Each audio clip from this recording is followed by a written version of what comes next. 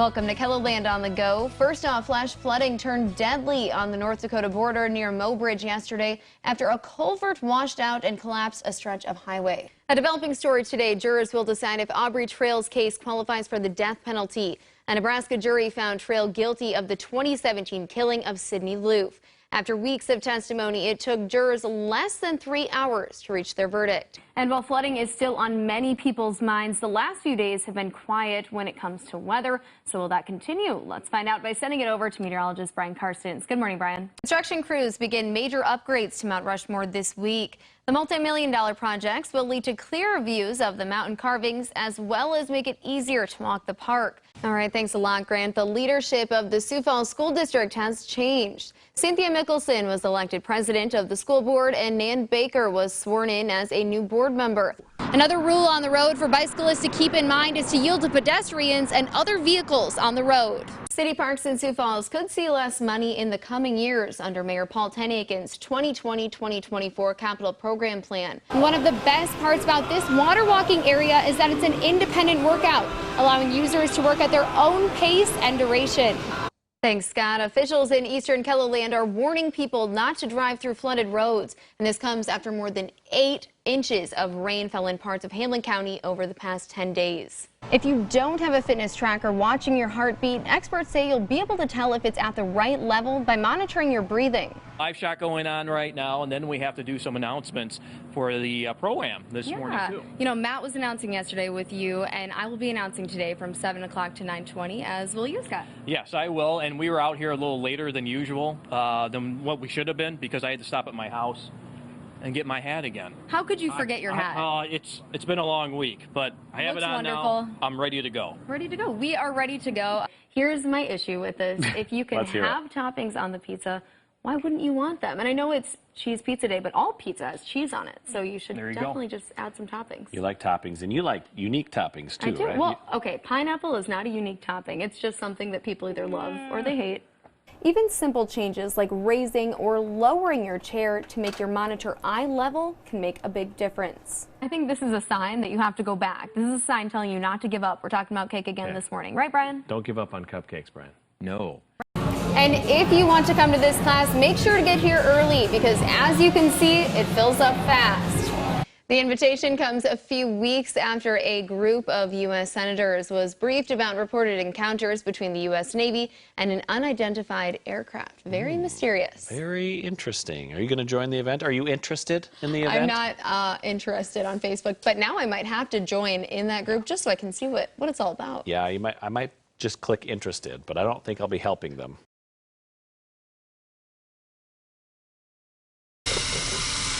Meet Garrison Mulder, a 19-year-old man with high-functioning autism, or in his words, a hard worker with a sense of humor. Welcome to Burger King, home of the Wawa Pug. Mulder is an employee at Burger King in Sioux Falls. He's going on 2 years of working at the burger joint. But before he can clock in at BK, he puts in work on his bicycle to get there.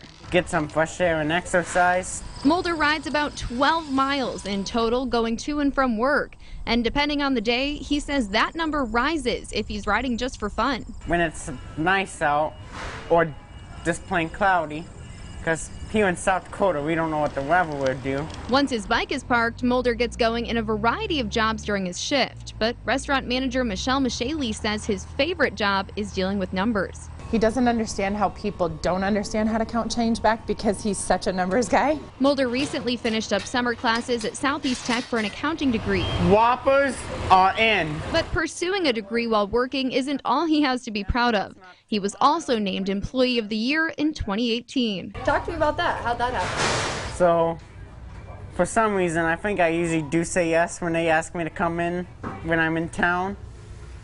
And then I'll come and then do the best I can. He is customer oriented. He's up front dealing with the people. He's in back doing whatever he has to do. Just his dedication and everything that he has is just amazing. And even when the weather isn't cooperating enough for Garrison to take his bike to work, Michelle says he never misses a shift. And if he doesn't ride his bike, he takes Lyft. So that's the crazy thing is that when you have team members that call and say, hey, I can't make it to work, I don't have a car, I don't have this, he's always here. bike or lift, it doesn't matter. He's here. And Michelle may be Mulder's manager, but she says she's the one learning from him. Don't judge people by their cover. Just don't assume that because they have disabilities that they're not able to do what other people can, because they can. $12.50, please. With HealthBeat, I'm Sophie Heineman. Everybody's been touched by this opioid epidemic in some way or another. Oral surgeon Trevor Holman says the loss of his mentor's son from opioids was one factor that pushed him to want to put an end to the opioid epidemic. We've started to decrease the amount of opioids that we prescribe, and with that increase our education, our patient education, and our parent education, along with some multimodal techniques that we try to utilize. River Ridge Oral and Maxillofacial Surgical Center has lowered opioid prescription doses from 20 pills to 5. When you first start and you say, hey, we're going to decrease that much, you know, the original response is, oh, people aren't going to be able to handle it. We're going to get all these callbacks from people in pain. But that's the opposite response the office is seeing. Instead, he says many patients aren't having the need to fill prescriptions at all. After patients are done with their surgery, doctors give them this chart to show how and when to take their medication. The chart shows ibuprofen and Tylenol first, followed by a red-colored opioid at the top, displaying it as the last form of action. Another leading factor in these changes is Emily's Hope, a nonprofit started by KELOLAND's Angela Kennecke after losing her daughter Emily to fentanyl poisoning in 2018. I've set up a fund called Emily's Hope, because I never gave up hope on my daughter. And I want her life and her tragic death to at least give someone else hope.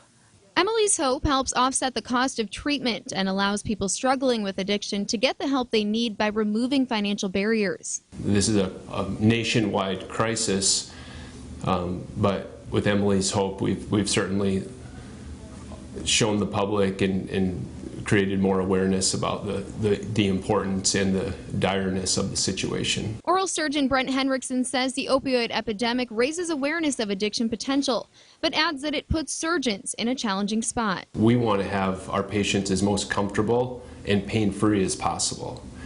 And so we have to weigh the unintended consequences of prescribing opioid medications. In addition to lowering doses, he says patients are evaluated on a variety of factors to determine whether or not they're a candidate for opioids. We have a balancing act to do, and we can always kind of improve on that goal. With HealthBeat, I'm Sophie Heineman.